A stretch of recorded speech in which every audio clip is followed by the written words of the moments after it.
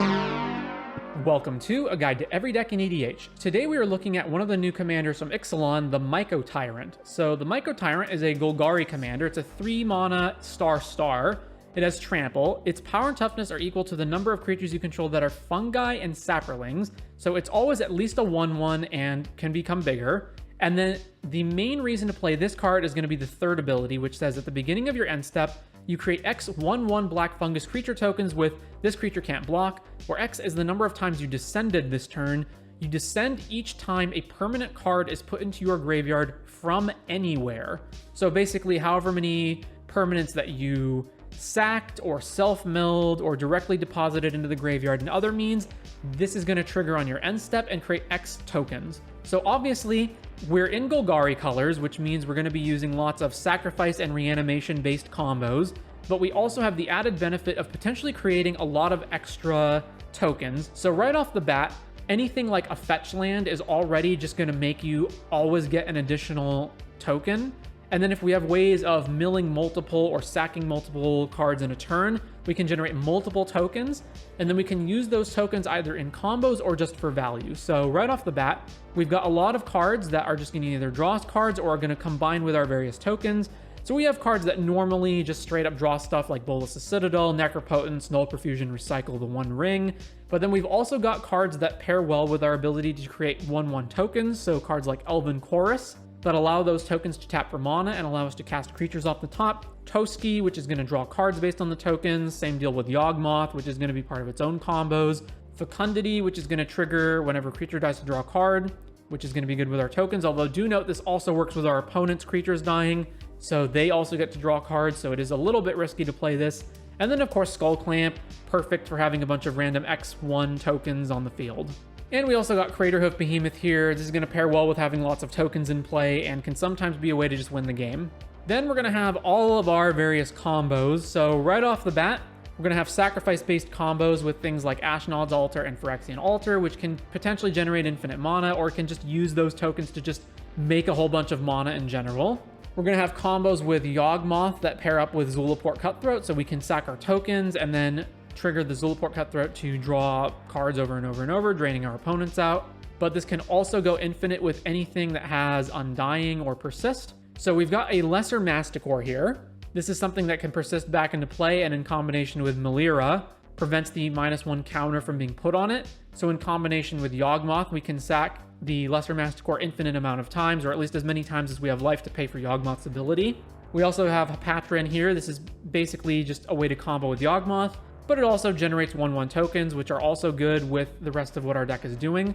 We also have Protean Hulk, which is going to be for Hulk piles. So if we've got a way to get Hulk out and then sack it, we can immediately tutor for the combo of Disciple of the Vault, Lesser Masticore, Melira, and Viscera Seer. So this combo will allow us to sack the Masticore. It persists back without a -1 counter because of Melira. And by sacking it, it's an artifact and triggers Disciple of the Vault to target our opponents to drain them for 1. So again, Protean Hulk, if we cast it or just reanimate it or cheat it into play somehow, and then sack it with any sack outlet, we can tutor these 4 creatures up and win the game on the spot. We've also got the Chain of Smog Witherbloom Apprentice combo.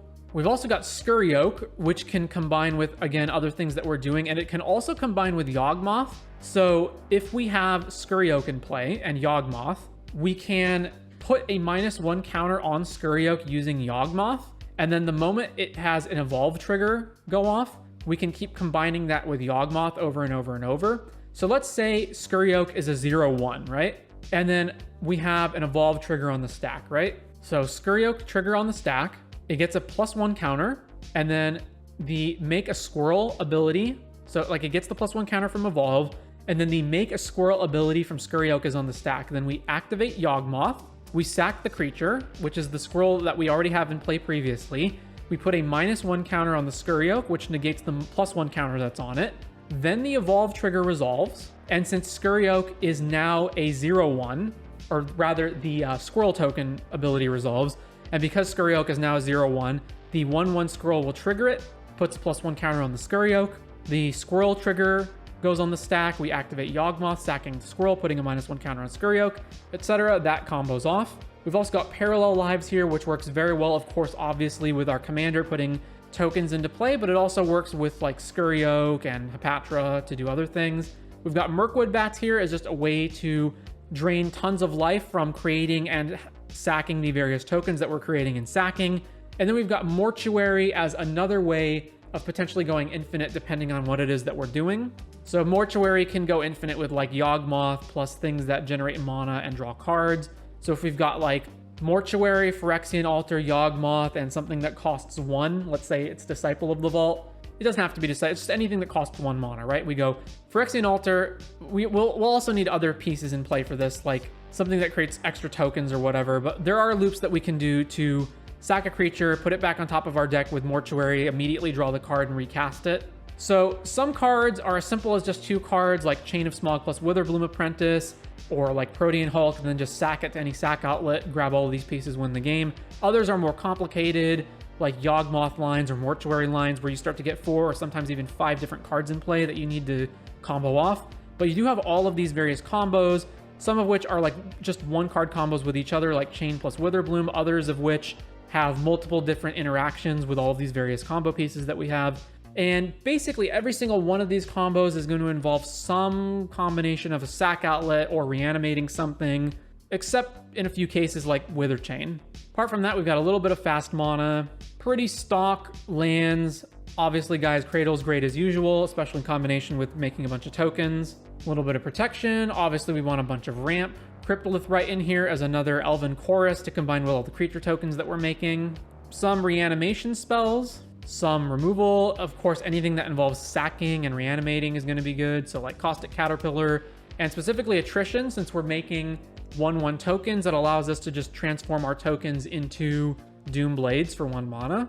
A little bit of stacks in black. Then Grave Pact, I've categorized it under Sweeper here. It's not exactly a sweeper, but it kind of has the same effect when you're sacking enough creatures, especially again with all of the 1/1 tokens that we can generate. If we can sack them, we can basically keep our opponent's boards clear of any creatures.